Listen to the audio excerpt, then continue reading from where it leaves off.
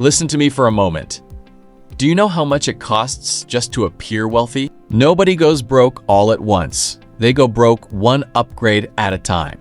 Sometimes the person who looks richest is paying the highest price to keep looking that way.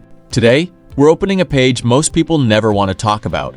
Why trying to look wealthy might be the most expensive thing you'll ever do, and why the actual wealthy stopped playing that game a long time ago. Stay with me until page 7, because that's where the difference between earning a lot and actually being wealthy becomes clear. Let's talk about the comparison trap. We don't judge ourselves in a vacuum. We look around, we compare. It's just how we're built. You get a decent paycheck, you feel good.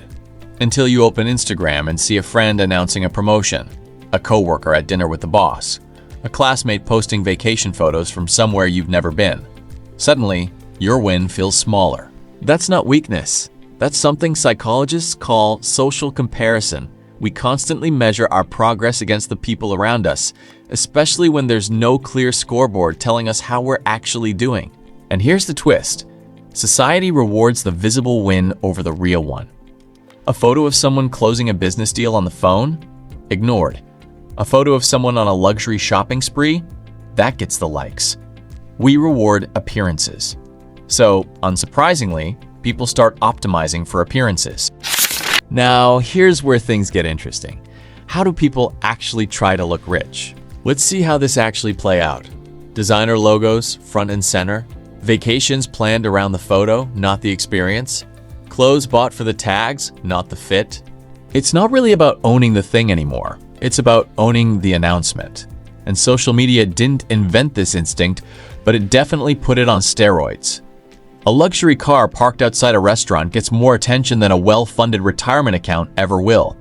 A shopping spree gets more engagement than 10 years of quiet, disciplined investing.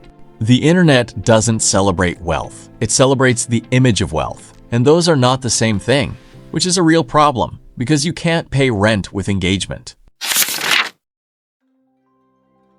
Here's where it gets costly. Say you get a raise, a real one, 10% more than last year. That raise feels like an invitation. New car, nicer apartment, more nights out. This is called lifestyle inflation. Spending rises right alongside income, so the gap between what you earn and what you keep never actually grows. You're making more, you're not getting richer. You're just upgrading the treadmill. So here's where the trap gets even deeper. Let's turn the page. The problem doesn't stop there. The people setting the standard you're comparing yourself to, a lot of them are in debt too. You're not actually keeping up with the Joneses. You're keeping up with the Joneses' credit card statement. This is where the real damage happens. When income increases and spending increases with it, there's no cushion left.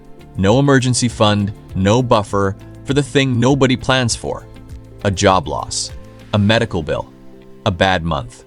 Look at professional athletes. An estimated 60% of former NBA players face serious financial trouble within 5 years of retirement. For NFL players, that number climbs to 78% within just 2 years. These are people who earned millions, and most of them earned 95% of that money before they turned 35, then kept spending like the paycheck would never stop. If people who made that much money can lose it all trying to look the part, what chance does the rest of us have spending the same way on a fraction of the income? Real quick, if this page hit you as hard as it hit me writing it, hit subscribe. These take way longer to make than they look, and every notebook page here is worth more with you in it. But there's a page coming up that changes everything you just heard. Keep going. Everything we've talked about so far explains the problem. This page explains the difference. Here's the page that changes everything. Most self-made millionaires don't look like millionaires. They drive ordinary cars, they live in ordinary houses. They dress like people who have never once needed you to know how much money they have. There's a name for the split: under-accumulators of wealth. People who spend heavily on status symbols despite high income, and prodigious accumulators of wealth. People who steadily build assets no matter what they earn. Two people can make the exact same salary. One looks rich, one is rich. They are almost never the same person. Now we're getting to the real difference. Let's turn the page. Looking rich is about being noticed. Being wealthy is about no longer needing to be. Status depends on other people's approval. Wealth doesn't ask for any. The most expensive thing you can buy is other people's admiration. And it never stays bought. You have to keep paying for it forever, one purchase at a time. Now let's stop talking about the problem and talk about what actually works. So what actually works? Automate it. Before you can spend it, set up automatic transfers to savings the same day you get paid, so the money's already gone before your brain gets the chance to talk you out of it. Here's the question wealthy people ask themselves. When your income goes up, don't ask, what can I upgrade? Ask, how much of this can I keep? Build the emergency fund before you build the image. It's not exciting. Nobody's going to like a photo of your savings account, but it's the difference between a bad month being an inconvenience and a bad month being a crisis. Nobody's ever impressed their way into financial freedom.